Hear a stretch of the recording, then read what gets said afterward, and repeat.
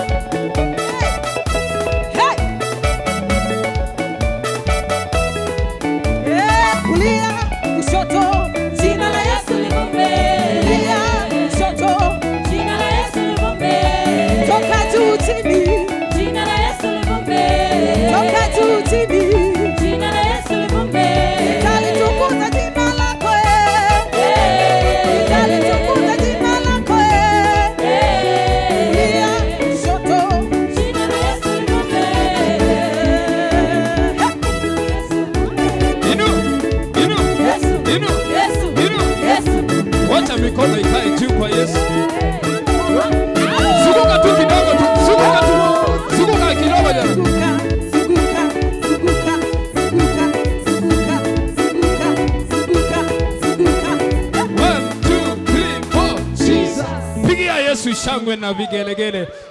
Let us celebrate. We are in the house. Come on, someone. Let us shout unto the Lord. Hallelujah. Wow. It is so sweet to be in the house of God. Si unasikia vizuri? Amen. Let's usher in the man of God, Bishop. Amen. God bless you. Amen. God bless you. God bless you. Amen. God bless you. Thank you. Thank you. Amen. Wow. Amen. Thank you so much. Allow me nitoe hii. Hallelujah. Bwana Yesu apewe sifa. Salimiane hewani. Praise the Lord. Amen. Thank you so much. Ataka wave your neighbor. Muangalie uso. Anakaa namna gani? Na aliye nyuma na upande. Wengine tuliachana hata wakiwa weusi wameshakuwa weupe. Amekaa kwa nyumba mpaka wakawa weupe. Hallelujah. Salimiane tena hewani. Praise the Lord. I say again, praise the Lord. Are you fine and okay? Amen. Thank you so much. God bless you. Hallelujah. Asante. Let's go to the scripture in the book of 2 Kings chapter number 4 and verse number 38. I'm sharing a message entitled today, Divine Healing. Amen. Let's go. 2 Kings chapter number 4 verse 38. The Bible says, Elisha returned to Gilgal. 2 Kings 4. If you're opening, open. Kama una mahali pa kuandika uandike. We'll read 2 Kings 4, 38 to 41. Hiyo ndio tutashiriki siku ya leo. Kitabu cha 2 Kings chapter 4 and verse number 38 to 41. The Bible says, Elisha returned to Gilgal, and there was famine in that region. I like the way to put. Elisha returned to Gilgal, and there was a famine in that land. For the company of the prophets was meeting with him. He said to his servant, put on the large pot and cook some stew for these prophets. One of them, can you say one of them? Hebu sema na nguvu tena, sema one of them. One of them went out into the fields to gather herbs and found a wild vine and picked as many of his gowns as his garment could hold. When he returned, he cut them up into the pot of stew, though no one knew what they were. The stew was poured out for the men, but as they began to eat it, they cried out, Man of God, there is death in the pot. And they could not eat it. Elisha said, get some flour. He put it into the pot and said, serve it to the people to eat. And there was nothing harmful in the pot. Hallelujah. Ebino Mukono sema, there is healing. There is what? Healing. I want to thank God for this scripture when we are reading here. The Bible begins by putting it very well. It says, Elisha returned to Gilgal. That means Elisha used to visit often Gilgal. And Gilgal is very famous in the Bible because Gilgal, it is the place when the children of Israel, where the children of Israel, as they came from Egypt, that's where they stayed and they were all circumcised. And they stayed there until they were healed. So that as they enter into the promised land, they entered as Hebrews, as people who used to worship God, as people whose God was Yahweh, and they forgot Egypt. It was a place of bad in Egypt, making Egypt to roll away the past memory. And I want to encourage you, my wonderful member, that do not hold to the past so much. Do not hold to the things which have gone. Let those things which were gone be bygones. Those things which were past, let them be forgotten. Let them not remain in your mind. Do not live on your yesterday. Live on your today and expect your tomorrow to be better than your today. Hallelujah. Everyone mkono sema hallelujah. Somebody say amen. I will encourage you before him through Look Up and through Facebook, because that's the way we are able to communicate to you and to reach you. So here the Bible says, Elisha returned to Gilgal, and there was famine in that region. And there was famine. He returned to Gilgal. And when he turned to Gilgal, it was a special visit, because when the man of God came back to Gilgal, that is the same place where Joshua was, where the children of Israel was. That's why Gilgal is very famous. It has a landmark in the Bible. It is where the children of Israel camped last before they entered to take the possession of the promised land. And the Bible says, and the people heard that Elisha has come to Gilgal, and the Bible said there was famine in that land. When I read about that, I came to discover that the time of challenges will never lack here on earth. If you are not fighting sicknesses, you are fighting famine. Look at this nation, our country, Kenya. A few months ago, we had the invasion of rockers. We dealt with the rockers. When he thought that the rockers is over, then COVID-19 came. Hallelujah. Hello. Praise the Lord. Time of challenges will never lack. And the Bible says when you return there was famine. So that's mean, even if we have men and women of God, it does not mean that the challenges will not come here on earth. There was famine, and there was a prophet of God by the name of Elisha. There was a man of God there, and yet there was famine. And the Bible says, when the company of the prophets was meeting with him, there was a school of ministry. He said to his servant, put on the large pot and cook some stew for these prophets. He had a compassion. He had a burden for them. As he was teaching them, he called his servant, maybe Gehazi, and he told him, put on the large pot. When you read the large pot, that indicates that there were many. Actually, there were about 100 people. Actually, they were like the way we are. We are like the way we are 100 people. There were about 100 people, prophets, who are meeting with Elisha. And the Bible says, he said, put on the large pot so that people can eat. Hallelujah. And look at this. I'm talking about the challenges we are in this time, and how we are desperate for the healing of God. And the Bible says, one of them, everyone kidole sema one of them. Sema na nguvu sema one of them. I want you to join me in the service. Mawazo yako iwe na mimi. Inua kidole mali hata sema one of them. The Bible says one of them. He went to the field. He gathered some hams. He gathered, look at this. And the Bible says when he said this, one of them, I wonder why the Bible says one of them. One of them went to the field to gather herbs and found some wild vine. Wild vine. And picked as many of his gowns as his garment could carry. He went and found some wild vine. And he gathered his gowns. And the Bible says he went and cut them and put it on the table for the people to eat. And the Bible says, and when it was served, everybody began to cry. All the men, they held their stomach. They began to cry, oh man of God, there is death in the pot. Oh man of God, there is death. We are dying. There is poison. There is poison. Kuna sumu kwa nyungu. Wote wakaanza kulia.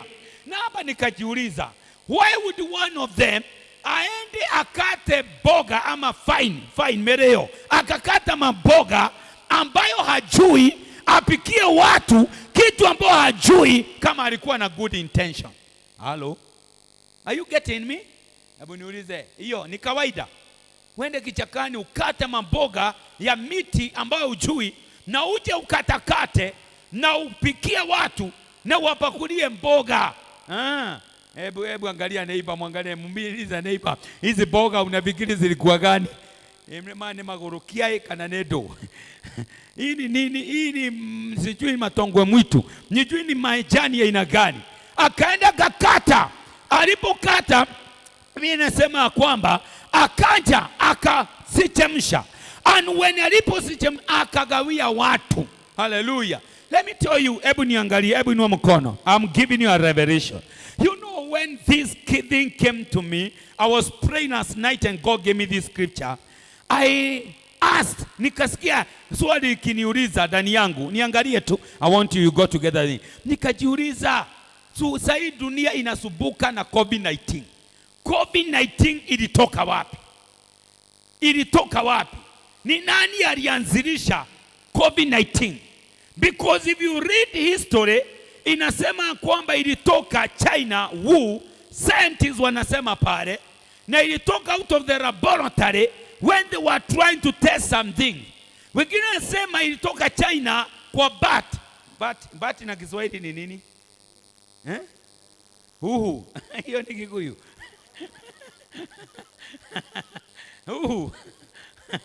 Hallelujah. Hiyo bat, praise the Lord. So wengine wanasema wanakula hizo. Unajua China wanakula everything. Sasa ili mtu akakule bat hiyo, akuje ililete magonjwa kwa binadamu, why akule hizo na kuna vitu mingi ya kukula dunia hii? Hello? Are you getting me? Haya, that's one theory. Wengine wanasema ilitoka out of laboratory there in Wu. Na wanasema kwamba even those who invented, they later died. They died. The doctor who invented, he later died. Is it true? Is it true? Anasema kwamba that city, it was almost wiped out of this. But there you can go and Google and you get this thing. But now I'm asking, somebody went in the time of Elisha. He went to the field and he brought some herbs, some wildfire, something that nobody knew about, somebody that did not understand. There was no disease before that somebody. There was no COVID-19. The people were not dying. But maybe somebody without much consideration, he go and do something that kills over 1 million people in the world. Hallelujah. Let me tell you. Yule mtu nitakwambia utrust 100% is only God. Hallelujah. Is only God. Don't trust. And look at this. The Bible say, and that's when nilicheka hapa ikisema 29, verse number 39. Hebu nisome 39. Hello, hebu soma 39. Kwa Biblia yako inasema nini? Kwa Biblia yako inasema nini? 1, 2, 3. Haya, hebu hiyo pati inasema nini? Inasema, hebu nisomee tena. Inasema nini? Inua kidole ukisema. Inasema nini? Inasema nini? Huyu one of them ni nani huyu? Ambaye hata jina lake alijaandikwa. Hallelujah. Tunajua Elisha, tunajua prophet, lakini one of them, huyu mmoja ni nani? Do you know a mistake of one person can cause so many lives here on earth? One man mistake, one person mistake. Hallelujah. And that's why never do anything that you are not sure of. Hello? Are you getting me? Maybe that's why the devil never wanted you to come to church. Because in the church you become enlightened. Unaanza kufunguka macho. Now let me say, anything that's happening here on earth, ni kama iko in the Bible. One of them. Do you know, even in your life, you have so many people. It is only one of the people you know who become a troublemaker. It is one of your friends who will become a bother in your life. It is one of your friends. One of them. Lebu nikuulize, phone book yako iko na watu wangapi? Ni one of them atakuwa discouragement. Ni one of them atakuwa thorn in the flesh. Ni one of them atakuwa discouragement in your life. One of them in your family kule umezaliwa, pengine mutaelewana na watu, lakini one of the family member mutakuwa mpatani. Hello? Ebu ya neighbor hivi anakaa kama hana one of them. Wengine anasema bishop, hata sio one of them, mimi ni 5 of them. Hallelujah. Praise the Lord. Anasema mimi kwetu hata sio one of them, ni 5 of them, 10 of them. Hallelujah. Somebody this one and say amen. Are you being blessed? Hallelujah. So the Bible says here, and one of them, aliporudi, he cut them up into the pot of stew, though no one knew what they were. Look at this though no one, Enoch, though no one knew what they were. No one knew where COVID-19 came from. No one knows what it is. No one knows. No one understands. Hakuna mtu anaelewa. Though no one. Hakuna mtu among 100 people angejua hii ni nini. Biblia inasema kwamba wakaanza kula. Haleluya. Walipoanza kula, wakaanza kulia. Na ndio nasema kwamba maybe aliyekuwa kule China waitwa Wuhan or whatever, alitengeneza hii kitu in the lab, wakitengeneza hizo virus, pengine ikamix ikatokea, ndio inaleta hii maneno. Hizi mashinda inaleta matatizo. Yesu apewe sifa. Si ni kweli? Haleluya. Kitu ambayo inadhuru watu, wanagonjeka, wanakufa, wanaangamia, and they die. And that's why I do believe the devil must be involved in this. And that's why I've been praying so much for people to be able to come to church. Because I do believe it is the man of God who brought healing. Healing began from the house of God. Healing began through the prophet. Look at this. The problem was not solved medically. Chakula ile haikuwekwa dawa ili ipone. Halo? Kweli ama sio kweli? Hebu inua mkono sema amen. Sio madaktari, sio wale ambao wamesomea mambo ya chakula, si wanaitwa namna gani? Sio medical research na wale ambao expert walitibu, but the prophet of God, the man of God, Elisha. And that's why let me tell you, today we have an Elisha, and our Elisha is Jesus Christ. Inua mikono sema hallelujah. Hebu inua mikono straight miwili. Hebu sema Jesus, you are my Elisha. Inua mikono, wacha kuogopa, sema tena. Sema Jesus, you are my Elisha. We must all run to Elisha. Naongeza. Biblia inasema kwamba the stew was poured out for them. But as they began to eat it, they cried out, man of God, there is death in the pot, and they could not eat it. Look at 41. Elisha said, get chumvi sasa ni unga. Get some flour. He put it into the pot and said, serve it to the people to eat. And there was nothing harmful in the pot. I declare the world is about to heal. I declare healing is coming. I declare COVID-19 will be defeated. Inua mikono sema COVID-19, it will be crushed. It will be destroyed in the name of the Lord. Inua mikono sema amen. Hallelujah. I like the way the scripture say here. Inasema kwamba akasema kwamba and there was no more death in the pot. Somebody sema amen. Hebu niwe mkono sema hallelujah. Unajua sahi, because of the way numbers zilikuwa zikiongezeka in the country, the government is also concerned about it.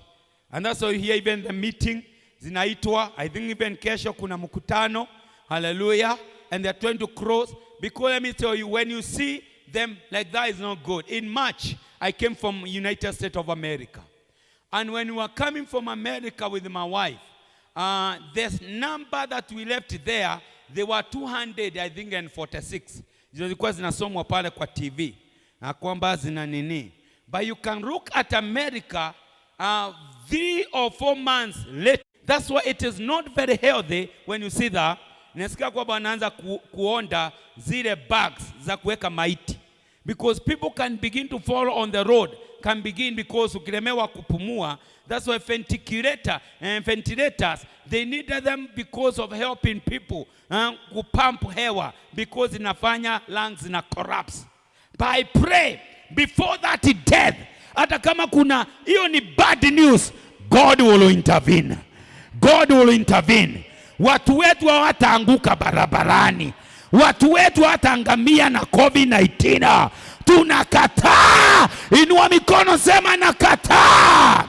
Tunakataa kwa jina la nani? La Yesu. Did you see Prime Minister of Italy akilia? marori ya jeshi inabeba, inafanga msafara, imebeba majeneza. Watu wanazikwa 10,000 in a day. 10,000 people can die in massive. And that's why this thing is of the devil, because the devil to harvest people wakuve kabla wajahubiriwa waokoke. The devil want to use COVID-19 to harvest, apeleke watu jehanamu wengi kabla waja, because the more they live, they have more biliwe waokoke. Somebody sema amen. Hebu nwa mkono sema hallelujah. Hebu nwa mkono sema I am covered by the blood of Jesus. You are covered by the blood of Jesus. Hallelujah. Somebody sema amen. Hallelujah. That's why we need to pray more. The Bible says here, so Elisha akaitisha bakuri. And Elisha said, get some flour. He put it on the pot and said, serve it to the people to eat. And there was nothing harmful in the pot. Hallelujah. Let me tell you, when you see the word flour, flour represents grace. Andika hiyo kwa Biblia yako usisahau. Whenever you see the word flour, whatever pronunciation you use, inamaanisha neema. Dunia hii inahitaji neema ya Yesu Kristo. Tunahitaji uponyaji. Hallelujah. The Bible say, law came with Moses, but grace and truth came through Jesus Christ. Ilikuja kupitia Yesu Kristo. And I like this. Look at him. The Bible says, Elisha went to the same pot. Alienda to the same pot. And he poured flour into the pot. He changed death to life. And he said, the same meal served to the people to eat. And there was no more death. I declare, Jesus is going to heal our world.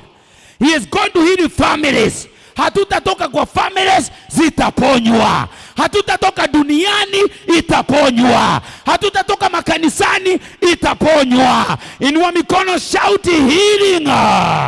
We need healing. Do you know, Jesus hata kuja kutoa dunia hii, ni kuponya, ataponya nyungu. Jamii yako si kutoka utatoka, ni kuponywa, itaponywa. Makanisani hata wakifunga sio suluhisho, ni uponyaji unahitajika. Bwana Yesu apewe sifa. Hebu inua mkono sema amen. And you know why I believe this COVID-19 was from the devil? Hebu niulize, kwa nini people they will be safe when they are in the market? Tunakuanga soko. Soko kuna kuanga na watu wangapi? Sikuna ngua kumejaa.